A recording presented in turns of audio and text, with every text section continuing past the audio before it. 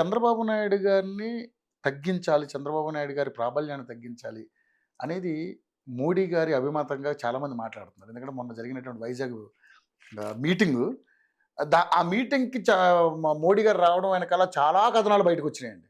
So, దాన్ని ఏ విధంగా మీరు మీ మీ మీ కాలిక్యులేషన్ ఎట్లా అనిపిస్తుంది? అంటే ఏం జరిగిందంటే సార్ 2014, 19 మధ్యలో గాని, హ్మ్. 2019, 24 మధ్యలో గాని, చాలా చోట్ల బీజేపీకెళ్ళిన ప్రోగ్రెస్ రిపోర్ట్‌లో గాని ఫీడ్‌బ్యాక్ ఏంట్రా అంటే, మనం సెంట్రల్ గవర్నమెంట్ నుంచి so much of grants, so much of amounts ఇస్తున్నాం. హ్మ్. కానీ డ్యూ క్రెడిట్ రావట్లేదు. ఓకే. డ్యూ క్రెడిట్ రావట్లేదు. అంటే ఇది సెంట్రల్ గవర్నమెంట్ ఇచ్చే డబ్బులు హ్మ్. అనేది వెళ్ళట్లేదు ప్రజల్లోకి. ప్రజల్లోకి. స్టేట్ గవర్నమెంట్ ఎగ్జిక్యూషన్ మెథడాలజీలో అవును. లోకల్ గవర్నమెంట్ ఫెసిలిటేట్ చేస్తది. అవును. గతంలో ఇక్కడ కూడా జరిగిందిగా. జరిగింది కదా. తెలంగాణ అంతే, ఆంధ్రాలో అయినా ప్రతి స్టేట్ లో కూడా అవును. ఆ బీజేపీ లేని రాష్ట్రాల్లో వాళ్ళు ఎంత సపోర్ట్ చేసినా అది కిందకి వెళ్ళిపోతుంది క్రెడిట్. అవును. టీఆర్ఎస్ వాళ్ళు ఇక్కడ రైతు బంధు పథకంలో 80% సెంట్రల్ గవర్నమెంట్ ఇచ్చిన డబ్బులే. అవును. కానీ మొత్తం టీఆర్ఎస్ ఇచ్చిన క్రెడిట్ అదే తీసుకున్నారు కదా. అదే కదా. ఆ! ఇప్పుడు వాళ్ళకి అర్థమయ్యి ఏంటంటే దే ఆర్ సేయింగ్ డబ్బులు ఇచ్చినప్పుడు మా కంపల్సరీ మా భాగస్వామ్యం ఉండాలి. హ్మ్. సో బీజేపీ బలపడడానికి ఒక సైడ్ బీజేపీ అనే పదం ముందుకెళ్ళడానికి, రెండోది మాకు డ్యూ క్రెడిట్ రావడానికి మా గవర్నమెంట్ కి అని చెప్పి ఒక రకమైన అండర్స్టాండింగ్, అడ్మినిస్ట్రేషన్ అండర్స్టాండింగ్ లో ఉన్నారండి. ఓకే. ఇంత ముందులాగా కోరుకుంటారుగా మినిమం కదా. ఇంత ముందు వాళ్ళు ఎందుకంటే ఇప్పుడు ఇన్ని వేల కిలోమీటర్ల హైవేలు వేస్తున్నారు, ఇంత పెద్ద రైల్వేని ఇన్ని స్టేషన్లు కట్టి ఇంత డెవలప్ చేస్తున్నారు, మరి అది కూడా పెద్దగా ఎక్కడికి రావట్లేదు కదా. అందుకే మీరు గమనిస్తే నాట్ ఓన్లీ ఆంధ్రప్రదేశ్, తెలంగాణ కాదు, ఎక్కడికైనా మీరు ఈ మధ్య కేంద్ర మినిస్టర్స్ అదే సీఎం గారు రావడం, అమిత్ షా గారు రావడం చూడండి. మన ఉక్కు దానికి ఇచ్చారు.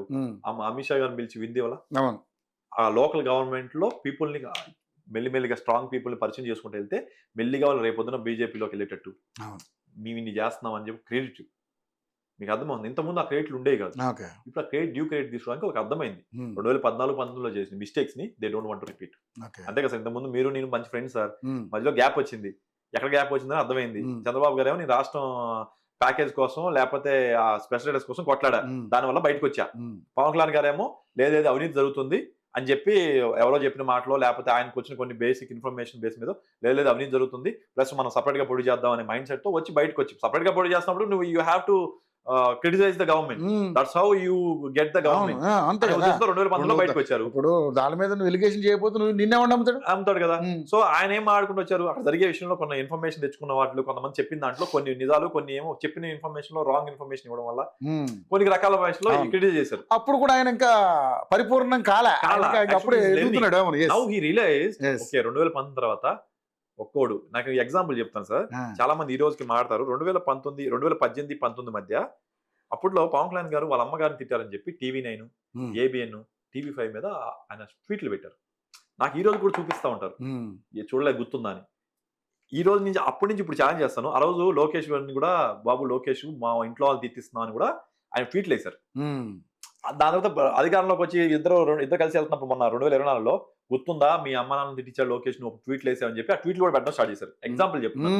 కానీ ఆ రోజు మీరు గమనిస్తే TV9 అనే ఒక కంపెనీ TRS ఆధీనంలో ఉంది 2018లో. గుర్తుందండి. 2018 తర్వాత వైఎస్ఆర్ TRS అనే వాళ్ళు ఎవరితో ఎక్కువ అంటగలుగుతున్నారు? వైఎస్ఆర్సీపీ. ఆ ప్రోపగండాలో TV9 ఉంది. TV9 వాళ్ళు తిట్టారు. లోకేష్ పరిస్థితి ఎలా ఉంటుంది? లోకేష్ ఎలా ఇన్ఫ్లుయెన్స్ చేయగలరు TV9 యాజమాన్యాన్ని? Who are under TRS association person acquire చేసిన టీవీని లోకేష్ ఎలా ఇన్ఫ్లుయెన్స్ చేయగలరు? TV5 అండ్ ABN కూడా అందని ఎక్కడ చూపించండి ఒక్కటనా? ABN గానీ TV5 గానీ అంద క్రియేట్ చేశారు అధికారంలో ఉండి.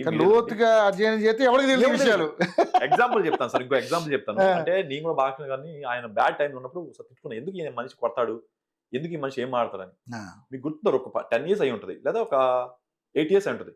అమ్మాయిని చూస్తే రేపైన చేయాలి కడుపైన చేయాలి అని ఒక డైలాగ్ వేసాడు. Audio function. ఈ రోజు కూడా అదే వీడియోని పెట్టి బాలకృష్ణ గారిని అంటే నేను ప్రొపగండా ఎలా ఉంటుందని చెప్తున్నా, ఒక మనిషిని ఎలా డివైడ్ చేస్తారని.